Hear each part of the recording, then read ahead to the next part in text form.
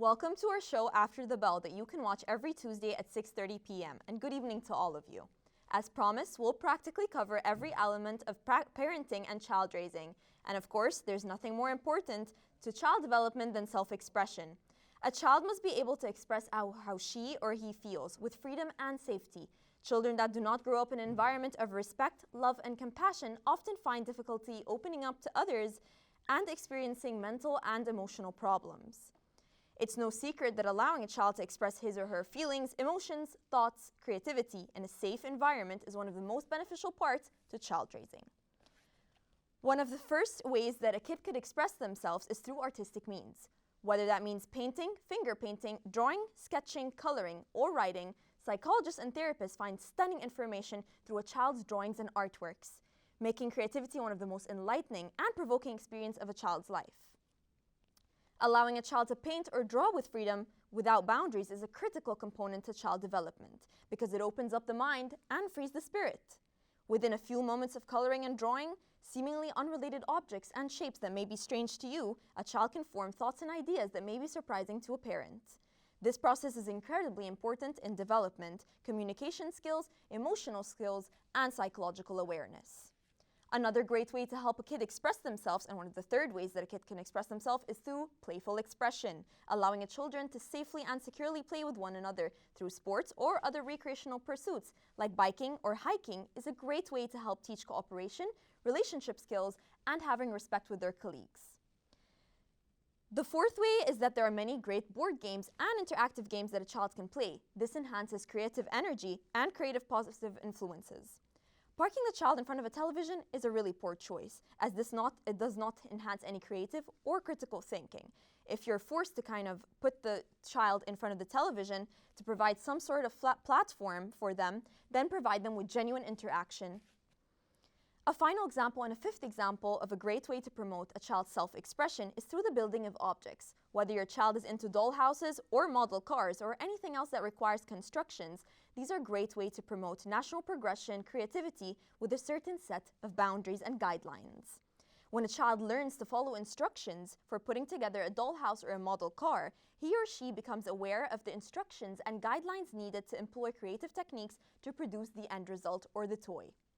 In today's episode, if you didn't already know, we'll be tackling the importance of self-expression in children from the point of view of a mother and a professional point of view of psychologists. But before that, let's see this first report and we will be right back.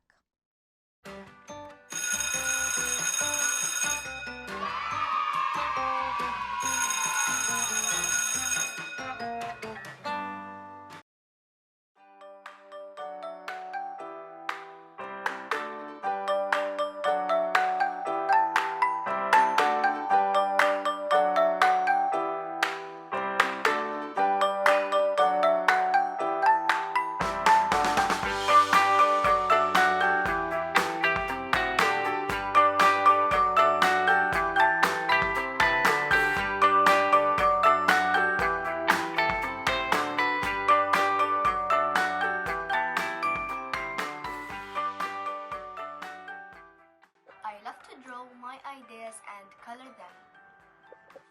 I like to do makeup for my friends. When I'm bored, I like to hang out with my friends because I have fun with them.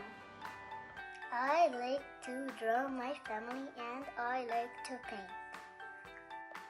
I love to express myself by playing handball and kickboxing. I like playing handball because it's very fun and you can get into matches easily.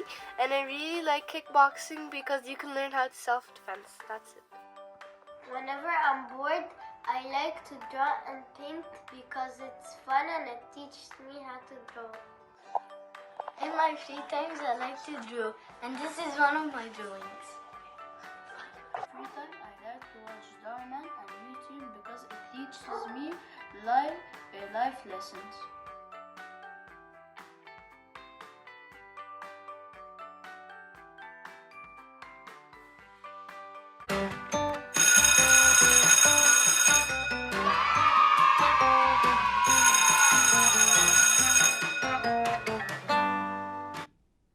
And we're we're back in the studio to talk about more self-expression ways and the importance of children and their parents and how parents can recognize and analyze their children's emotion through different ways of self-expression. Let's welcome my guest of the day, Huda. Hi. A mother that can benefit us from her experience by talking to us about self-expression from her own point of view. Welcome, Huda. Hi. Can you please introduce yourself as a mother and introduce your children? Okay, I'm Hoda. I have a 10-year-old girl. She's in grade 5. She's nice. Do you think you spend enough time with your children? Yes, sure. It's the most important thing, time. All right. And what does your child do most of the time? Do they draw or play, for example? Yes, she likes drawing very much. She likes to ride her bike. She likes to go to the club and do some sports. She likes to play Lego and with her dollhouse. She's a handicraft girl. Handicrafts definitely enhance creative thinking, so that's really good. Yes. How does your child express their emotions? I believe most of the time by her drawings. She expresses her feelings, and I think it's a way for her to process her feelings as well, and for me to understand what she's going through. And do you usually understand from her drawings? Yeah, most of the time. From your personal experience, what is an advice that you would like to give every parent to help them understand their children and the way they express themselves? Okay, most important thing is to give them your time. I believe it's the precious thing. Your kids deserve it. So you can hear them, whatever they have to say, even the silliest things. What is your opinion on children that express their emotions through drawings? I believe it's a good thing for them to process how they feel, what they fear, what they're going through. It's a good thing, I believe. Thank you so much, Huda. It was a pleasure having you here today. Thank you. Art gives us the ability to express ourselves in a way that nothing else can. Self-expression allows us to understand ourselves, process our emotions, especially for young kids. That's why we are honored today to having our great psychologist help us understand how art can let children in letting their thoughts, emotions through drawing. But before we introduce our psychologist, let's see the second report and we will be right back.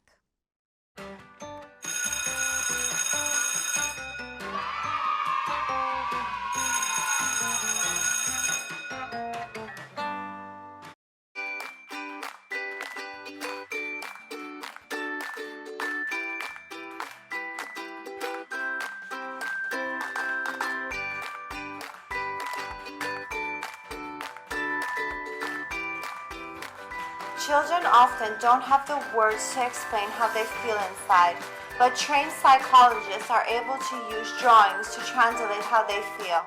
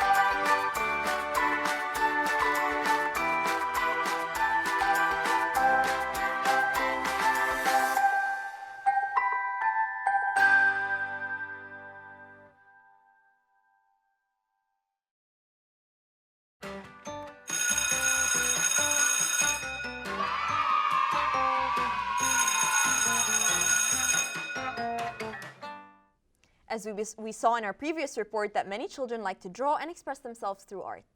Although it's not only fun, but children's drawings can tell you so much about their fears, their joys, dreams, hopes, and nightmares.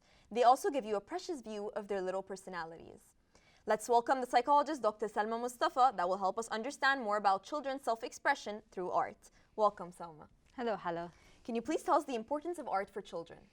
Let me start by saying that art is not just important for children, it's important for our society. And let me give you an example. For instance, before the emojis were introduced, if someone talked to you or sent you like a letter, it was very basic and static, right? But then introducing emojis, which is some sort of art, gave it some sense of feeling, emotions. So it gives us meaning for life. It gives us meaning to what we're doing, what we're saying, expressing ourselves, as you were saying. So it is very important for humans in general. As for children, you were also saying that it's very important because they express themselves. A child is not very fluent or is not very expressive with words. So they could do it through art. And art is not just drawing or painting. Art could be singing, acting, imitating someone. So it's definitely very important. And how do you think we can understand our children more through their drawings? Okay, I think parents, siblings, families in general, should focus on what their parents, their kids, are drawing, because using a certain color could mean something.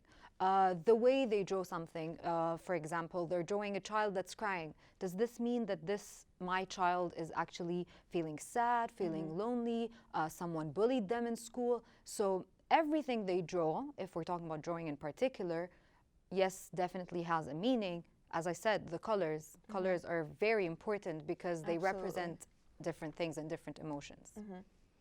And can you please illustrate what you saw in the child's drawing in the report?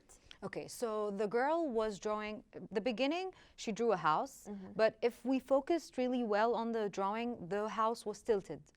So this might show that, yes, she's looking for stability, but, it's a little bit like there's some hesitation in her. Maybe she's irritated, she's sad, but then she drew birds, she drew a sun, she also drew the kids holding hands. So I think this is some sort of love, affection, and yeah. So maybe she's happy, but something is triggering her at home, maybe. Could be. Okay. So what advice would you give parents to help them understand their children's behavior and emotions? Okay, so giving them time, that's number one. And trying to talk to your child, because as I said, they might not be very expressive with talking or wording, but then they can do it through art. Maybe they like singing, so listen to them. Give them time, sit with them, draw with them, do the activities they like to do, take them on a bike ride or something like that. So giving them time is very important. And as I said, looking at what they're drawing, what are they trying to say? Looking behind the scenes. Of course. So yeah, it's very important. So that would be my advice to parents. And from your personal experience when you were a child, what was the best method that you used to self-express yourself? Oh, wow. Okay, so let me tell you, I was a very talkative person, but I was not an expressive person. So I would talk, but I wouldn't express my emotions. However, I used to get the phone camera, and it used to be like a Nokia phone, and I would talk to the camera and pretend like I'm a presenter, just like you.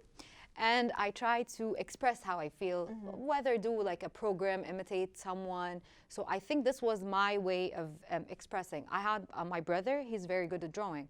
So he had a different way. So we're not the same. So you should make sure, as a parent as well, to focus on each child, because what goes on this child does not go on the other. And in the future, when you're a parent yourself, what do you think are the methods that you're going to implement with your own children in order they can self-express themselves in a creative and safe way? Okay, I believe is giving them time and giving them their freedom to make choices.